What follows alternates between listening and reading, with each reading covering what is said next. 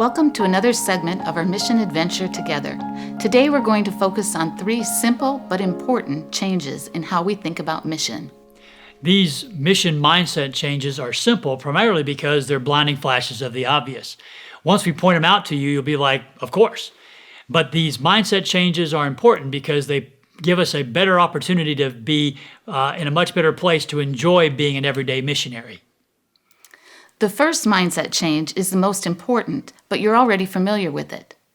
Jesus is inviting us to come on his mission with him. We're not going out and doing mission for him. We're coming along and doing mission with him. Doesn't that make you feel better already? Jesus is on a mission and we're invited to join him. So wherever we are, whoever we're with, our job is not to try and do what only Jesus can do, like he's stuck back at the church and is expecting us to save the world for him. Our job is to seek, recognize, and respond to what Jesus is already doing in the lives of the people around us. We're not responsible for seeing what he isn't showing us. We're only responsible for what he is showing us. Seek and you will find. And the second mission mindset change is the river has moved. A few years ago, I saw an unusual picture that really caught my attention. It was an aerial view of a bridge and a river. Nothing too unusual about that. Except in this picture, something was obviously wrong. Instead of the bridge being positioned over the river like you'd expect, it was sitting beside the river. The bridge was missing the river. Who would go to all the trouble of building a bridge but then forget that the main job of a bridge is to go over the river? However, as you might expect, there was a backstory to all this. You see, what I was looking at was the Choluteca Bridge in Honduras. When it was originally built, it did indeed span the Choluteca River, just like you would expect.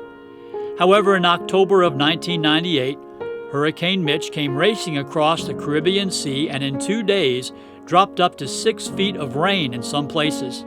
Honduras is a mountainous region, and all that rain came crashing out of the mountains at such a ferocious rate that it literally and permanently changed the course of the river. In 2 days, a perfectly good, well-placed bridge became obsolete. And frankly, all these years later, looks pretty silly sitting there missing the river. Think of the bridge as the church we grew up in, and the river as our country's culture. The problem isn't that we built the wrong church in the wrong place. The problem is the river moved. Our culture has changed. For a very long time, Christians and their churches were well built and perfectly placed to meet the spiritual needs of where the culture was. For a very long time, Christian leaders could plan Christian services and programming, and by and large, people came. But over these last several decades, a culture and religious hurricane has been churning over us, leaving the cultural landscape largely unrecognizable to Christians that came of age in the 1970s. In other words, the river has moved. These days, we can offer the best worship experiences, the best programming, the best children's ministries, and people are still not coming to church like they used to. If our main strategy for introducing people to life with Jesus is to have them to come to our church, we may be increasingly frustrated. And remember, Jesus isn't standing in heaven, wringing his hands, going, I never saw this coming. Instead, he's at the end of that bridge, inviting all of us to come follow me. I'm going in. So if the people in the community are not coming to church, Jesus has this. Jesus is already leading his church to go out into the community. So here is our mission mindset change. The river is moved, but Jesus has got this. This dramatic change in our culture is certainly hard to take. We can grieve it, yes, but we can no longer afford to ignore it. We need to realize we are a mission church in a mission field called North America. Our third mission mindset is this. Joining Jesus on his mission is simpler than we think and a lot more fun. That's right, Susan. We like to sum it up this way. To join Jesus on his mission, all we really have to do is enjoy people and seek, recognize, and respond to what Jesus is already doing in the lives of the people we are enjoying. People ask us all the time, can it really be this simple? And the answer is yes. It's simple because Jesus is doing all the complicated hard things. You see, Jesus does the incredibly hard things that requires the Son of God, and he gives us the incredible simple things that require us to be like a little child. For instance, love your neighbor. What if we just started doing that? Our part in his mission is simple. We make it hard when we worry about doing the Jesus things rather than focusing on what he's actually given us to do. Did you know that Jesus had a secret weapon for fulfilling his redemptive mission? It's simple enough for us to imitate. Do you know what it was? He enjoyed hanging out with people. A lot. If you start looking for it in the Gospels, you'll see how often Jesus is hanging out with people, enjoying a meal at their home, or telling stories to folks gathered around, or attending parties and celebrations with friends and neighbors. Jesus enjoyed being with people and knew how to hang out with them. He watched, listened, shared stories, and shared life. He doesn't seem to be in a hurry. And when the moment eventually comes to share with them some good news about God, it was well received because he had earned their trust as he hung out with them.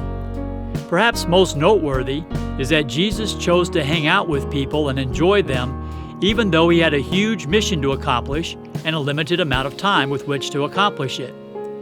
So here's the question. Did Jesus choose to hang out with people in spite of having a huge mission with limited time, or because he had a huge mission with limited time? As we watch Jesus in the Gospels, he seems to choose to hang out with people because it's the most effective way to accomplish his huge mission with limited time. Such a strategy seems counterintuitive to those of us who are busy, goal-oriented people, right? We don't have time to spare. Hanging out with people seems horribly inefficient to us. However, take note, Jesus chose this strategy for a reason. Could it be that a strategy, which on the surface seems inefficient, ultimately is most effective? In the U.S., we value efficiency over relationship. In the Gospels, Jesus values relationship over efficiency, and he seems pretty effective. As counterintuitive as it sounds, it is the inefficient investment in friendship that leads to effective missional results in people's lives. Consider, what would Jesus' mission work have looked like had he done it our way? On the other hand, what would our mission work look like if we did it his way? Is it time to put aside our ineffective goal of efficiency and start being with people again? Hanging out and enjoying people was Jesus' secret weapon for winning the world for his Father. It opens a way for friendship and conversation. It's easy to underestimate the importance of his hanging out and enjoying people, but it's really hard to dismiss the results. So perhaps instead of dismissing the importance of hanging out and enjoying people like Jesus did, we should imitate him. So bottom line, as inefficient as it may seem to take the time to build friendship and trust with people, it is by far the most effective way and most enjoyable way to actually join Jesus on his mission. So those are our 3 mission mindset changes. 1, we don't go for Jesus, we go with Jesus. 2, the river has moved.